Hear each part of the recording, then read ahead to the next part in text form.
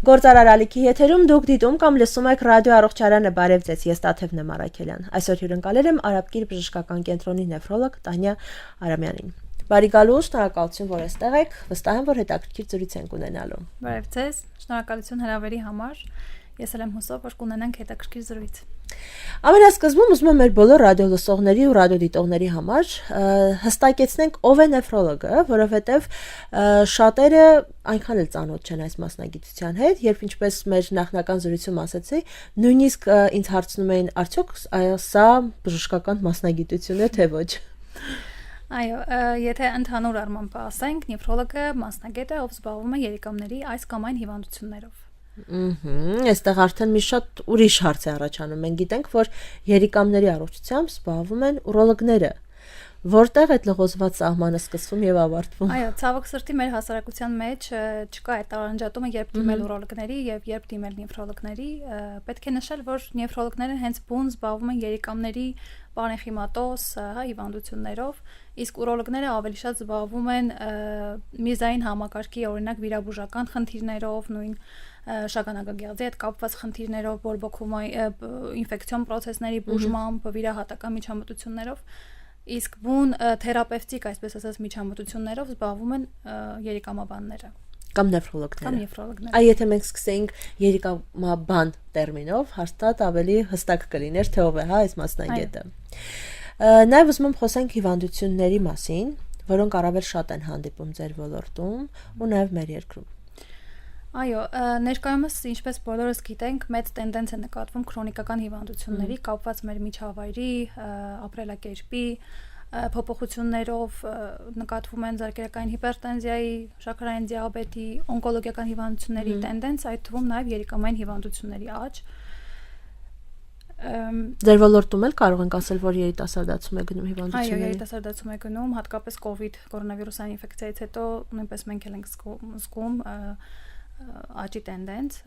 եւ կարող եմ նշել, որ երիկամային հիվանդությունները շատ հաճախ թաքնված ընթացք են ունենում եւ այստեղ շատ կարեւոր է հատկապես վաղ հետազոտությունների դիմել եւ գանգատների դեպքում չխուսափել բժշկի դիմելուց, ինչպես հաճախ անում են մեր հայերը եւ շատերը պետք է անպայման ուշադրություն դարձնել եւ դիմել մասնագետի ժամանակին, որովհետեւ պետք է նշել, որ երիկամային հիվանդությունների դեպքում շատ կարևոր է կանխարգելելը եւ նաեւ վաղ հայտնաբերելը։ Տեսեք, յուրաքանչյուր մասնագետ, ով եղել է մեր տաղավարում, մեր ռադիոլսողն լավ գիտի։ Բոլորը միաբերան ասում են, որ պետք չէ սպասել գանգատների, որովհետև երբ արդեն ի հայտ են գալիս գանգատները, մենք արդեն խոսում ենք որոշակի process-ի մասին նույնիսկ, ել չեմ խոսում, երբ մենք գանգատներն էլ ենք անտեսում, հա, սա արդեն հարցի մյուս կողմն է։ Եվ ասում են, որ կանխարգելիչ բուժզննումները, հետազոտությունները սա ոսկե ստանդարտն է եւ լավագույն տարբերակն է։ Արդյոք ձեր ոլորտում եւս կարող ենք ասել, որ գանգատների բացակայության դեպքում պետք է դիմել նեֆրոլոգի։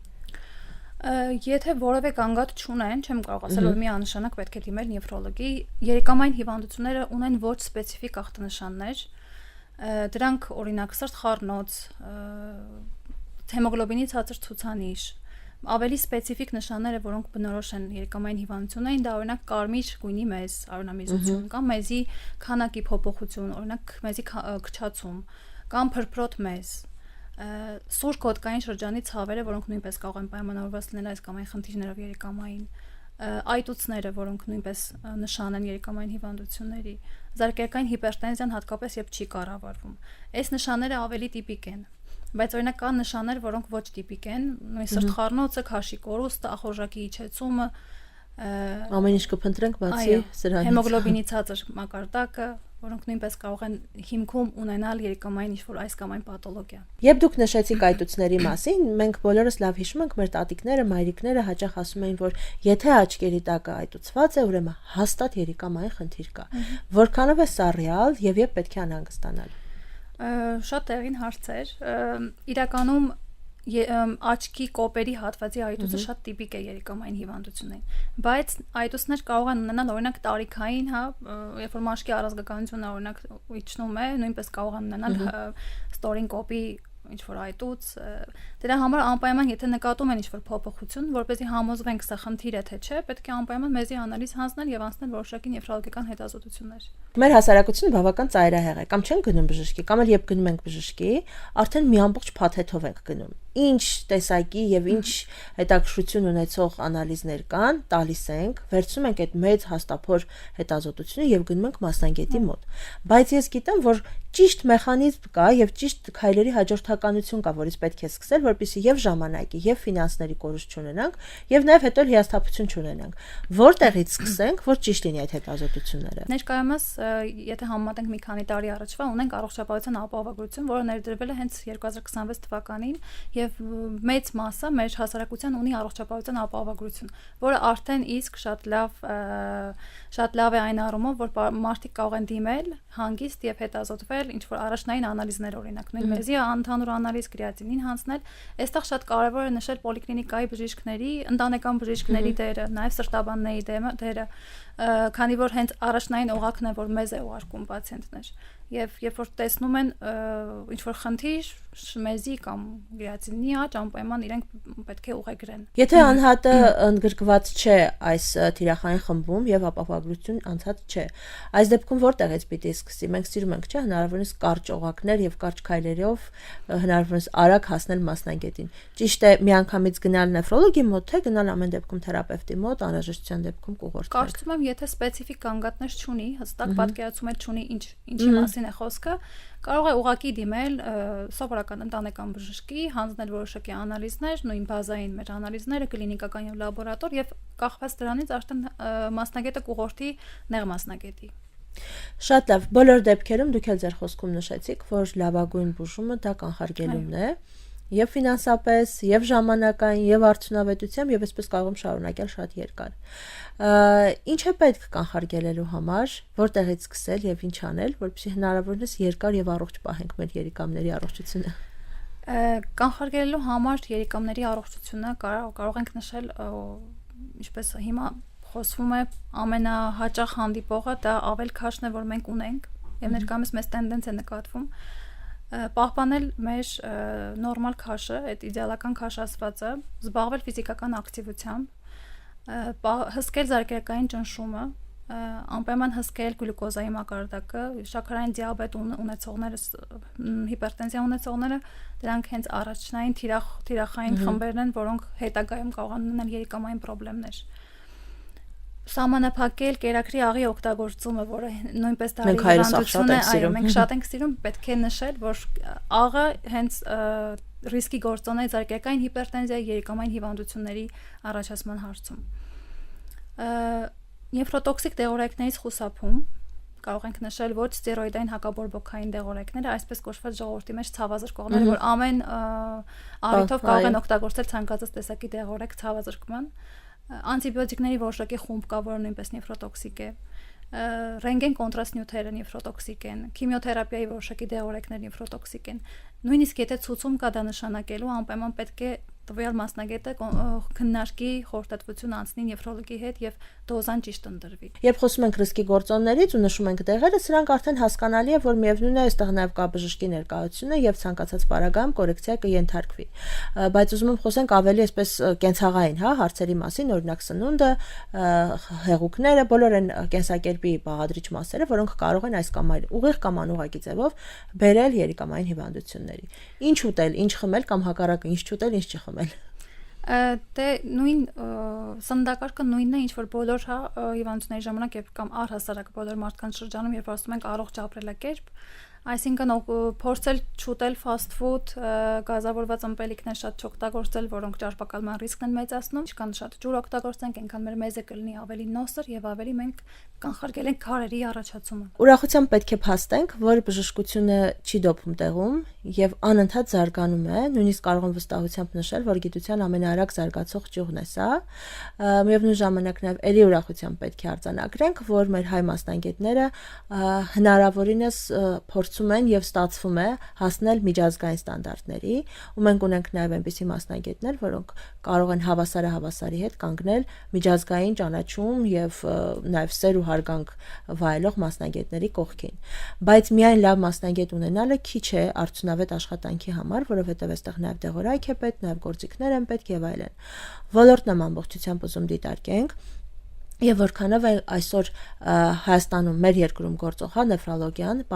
պատրաստ մարտահրավերներին եւ ինչպիսի նոր մեթոդների մասին կարող ենք խոսել։ Շնորհակալություն։ Նեֆրոլոգիան ինչպես բոլոր բժշկության այլ ճյուղերը նույնպես մեծ աճի տենդենց է նկատում։ Այժմ մենք ունենք նորարարական դեղորայքային փորձարկումներ, որոնք մի մասը ավարտվել են, մի մասը չեն ավարտվել ամբողջ աշխարհում։ Ունենք խնդիր այն առումով, որ որոշակի դեղորայքներ դեռևս պացիենտի բուժառուի վրա են, այսինքն իրենք պետք է վճարեն, սա կարծում եմ առողջապահական համակարգի հետ կապված խնդիր է, որ կա ինչ-որ ժամանակ, որ մենք չունենանք այդ թիրախային դեղորայքի կարիքը, որ բուժառուն գնի, այլ պետությունը տրամադրի։ Կարող եմ նշել, որ եթե համեմատենք 10 տարի առաջվա եւ հիմիկ ներկայիս տվյալների հետ, ավելի շատ ենք անում դեղորայքներ, որոնք նախկինում չենք անում եւ ավելի միջազգային ստանդարտներին մոտ բուժում ենք ապահովում մեր պացիենտների համար։ Զարգանում է նաեւ մեր Հայաստանում հիստոպաթոլոգիան, որը նախկինում օրինակ ավելի թույլ էր երիկամների հիվանդությունների ախտորոշման համար, այժմ ունենք ավելի հստակ դիագնոստիկա եւ գիտենք, որ gold ստանդարտը երիկամային հիվանդությունների ախտորոշման դա երիկամի բիոպսիան է եւ բիոպսիա ենք անում հյուսվածք ուղարկում ենք հիստոլոգիական հետազոտության եւ այդ առումով բավականին աճի տենդենց է նկատվում եւ նաեւ կարող եմ նշել երիտասարդ բժիշկների, որ ինիցիատիվան, որ փորձում են իրենք անընդհատ կայանալ, վերապատրաստվել արտերկրում եւ դրսի փորձը բերել եւ ներդնել, փորձելով զարգացնել նեֆրոլոգիան։ Բոլոր ոլորտներում կարող ենք նկատել, որ իսկապես երիտասարդ մասնագետները բավականին պատրաստակամ են եւ իրենք անընդհատ նոր մեթոդներին ուզում են ծանոթանալ, լավ է նաեւ հիմա կարող են on-line տարբերակով որոշակի վերապատրաստումներ անցնել, սեմինարների, կոնֆերանսների մասնակցել, ինչը միանշանակ շահեկան է լինելու բուժառուների համար, որովհետեւ ինչքան շատ բան գիտի բժիշկը, այնքան շատ շահեկան դիրքում է լինում բուժառուն, այստեղ կարող ենք արձանագրել եւ ասել, որ այո, կա այս փաստը։ Որպես պրակտիկ մասնագետ, ուզում եմ նաև նշեք, որքանով են տարածված